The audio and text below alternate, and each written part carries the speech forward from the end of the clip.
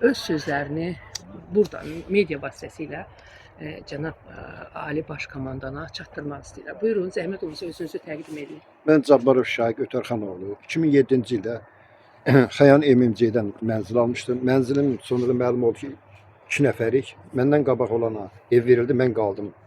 Mənə sonra Progress 2016-nın rəhbəri mənə çağırdı ki, gəl sənə 5-ci blokdan ev verim. 5-ci blokdan ev verildi, ödəniş də elədim. Sonra da məlum oldu ki, bu ev 5 nəfərə satılır. Mən də 3-cü adam, 2-ci adamam. Məndən sonra elə 3 nəfər də var. Sonra bizim işimizi korrupsiya araşdırdı. Korrupsiya da bizim işimizə dəqiq baxmır. Baş prokurorun yanında, bəli, korrupsiya idarəsi. Bəzi hissələrinə verildi pul, biz qalmışıq 200 nəfər. Nə bilim, zərər çəkən Ödədiyiniz kimi. pulları geri ala bilmirsiniz. Ya ödənilmir, ya ev verilmir, ya ödənilmiş pullarımız geri verilmir. Neçə ildir davam edir bu? Bu 3-cü ildir tutulanı, bəli, 3-cü ildir, 2000-ci il, 3-cü ildir. Torpaq da ayrılıb, dövlətimiz, prezidentimiz, Allah kömək olsun, torpaq da ayrılıb verib MTK başqa bir iş adamına ki, buradan ev tikilib bizə zərərimiz ödənilsin, ya ev verilsin, ya pulumuz qaytarılsın. Bunu da korrupsiya araşdırıb bizi dəqiq yarısına verildi, bizə vermədi. İndi bizim şikayətimiz odur ki, bizim pulumuzu ya evimizi versin. Biz dövlətimizə arxalanıb gəlmişik bura. Bizi dövlət yeyə durmayasın. Biz kimə ağız açmır. Mən bu dövlətin vətəndaşıyam, özüm müharibə veteranıyam. Prezidentimiz də sərəncam verib ki, tək mən müharibə veteranı qoyuram qırağa. Mən Azərbaycan vətəndaşıyam. Dövlət qurumları bizlə maraqlansın, bizim şikayətimizə baxsınlar, bizi atmasınlar qalağa. Onların pulu puldur, bizim pulumuz pul deyil. Mən borcun hərcin içində üzürəm. 38 min mən boğazımdan keçib pul yığmışdım ki, ev alım uşaqlarım üçün. 20 ildir mən evimə yeyə dura bilmirəm. 20 ildir. Belə 20 ildir yəqin ki, o 38 minin indi daha bahadır ev. Hər gündə işdən icazə alıb gəlib getmək olmur.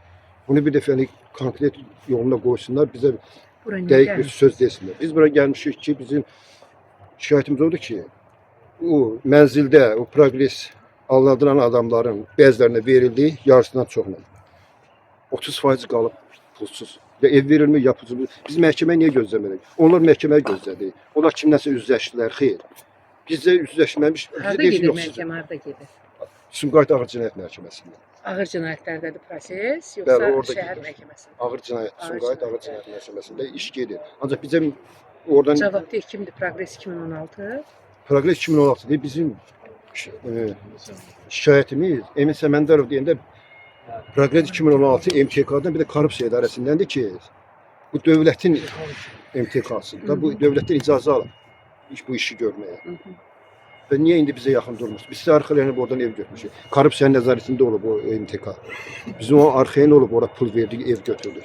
Onda indi biz qalmışıq qıraqda, qalmışam qıraqda. Ya pulumu ala bilmirəm, ya evimi ala bilmirəm, borc xərci içində özürəm. Xahiş edirəm dövlətdən, bütün adiyyəti olan qurumlardan bizə kömək olun, bizə dəstək olun. Biz sizlərin seçicilərinizik. Mən özüm müharibə veteranım. Mənim kimi burada bəziləri müharibə veteranlardır. Prezidentimiz sərəncam verir ki, onların sosial problemlərlə məşğul olun. Ana bax, qurumlar niyə yaxın gəlmişsiniz bizə? Qalmışıq qıraqda. Çürüyürük fikirdən, dərddən ölürük, partlayırıq da biz. Bir də şey olmaz. Özünüzü təqdim edin. Əhmədov xan Əhməd. Deməli, mən 2022-ci ilin yanvar ayında Progress MTK-ya nağd şəkildə 44.550 manat pul ödəmişəm və mənə həmin binanın 5-ci blokundan 9-cu mərtəbədən müqavilə mənzil satıldı. Sonra arada mən özüm də binaya dəyərdim, işlər gedirdi. 5-ci blok orada ən axırıncı blok idi. Gedirdi və nəhayət may ayında mən təsadüfən saytlardan eşitdim ki, orada belə bir problem var. Mənzilin bir neçə alma satılmağı. Və getdim yenə Xırdalan qəsəbəsinə. Baxdım, doğrudan insanları da gördüm. Belə bir problem var. Sonra korrupsiya idarəsinə mənə dəvət elədilər və getdim. Getdim korrupsiya idarəsində izahatımı da verdim. Və sonra dedilər korrupsiya idarəsində ki, müəllim, ağır cinayətlərdə Sumqayıtda gedib ifadə verməlisiniz. Getdim ağır cinayətlərdə də ifadə verdim. Zərər çəkmişdim artıq. İşimiz oraya gedəndən sonra məhkəməyə. Və həmin məhkəmədə MTK-nın sədri Emin Səməndərov da özü etiraf edir ki, mən müəllimə ev vermişəm. Sadəcə bir mərtəbə çox düşmüşəm, yuxarı mərtəbədədir onun evi. Nəysə, ondan sonra yenə bir də qayıtdım mən korrupsiya idarəsinə. Korrupsiya idarəsi dedi ki, müəllim, bu dəfə, lap yaxşı, bu dəfə siz üzləşməyə girməlisiniz. Mən bəli, Kürdəxanada təşkil olundu üzləşməyə, yenə getdik üzləşməyə Kürdəxanaya. Orada da MTK-nın sədri ilə. Emin Səməndərov. Bəli, Emin Səməndərov dedi ki, mən müəllimdən pul almışam. Etiraf elədi. etiraf elədi, bəli. Sonra oradan qaydanda da yenə elə müstəntiqlə söhbətimiz yolda. Sağ olsun, onun maşını ilə gəldi, mən maşını sildim. O dedi ki, müəllim, narahat olma. Dövlətimiz bizim hüquqlarımızı qoruyur. Deməli, verəcək siyahını MTK, Şərur MTK-ya. Siz ya Şərur MTK ilə razılığa gəlib oradan ev alacaqsınız. Ya da Hövsanda dövlət tərəfindən, dövlətimizin başçısı tərəfindən sağ olsun, müvafiq yer ayrılıb, orada ev tikiləcək, sizə Hövsandan ev verəcəklər.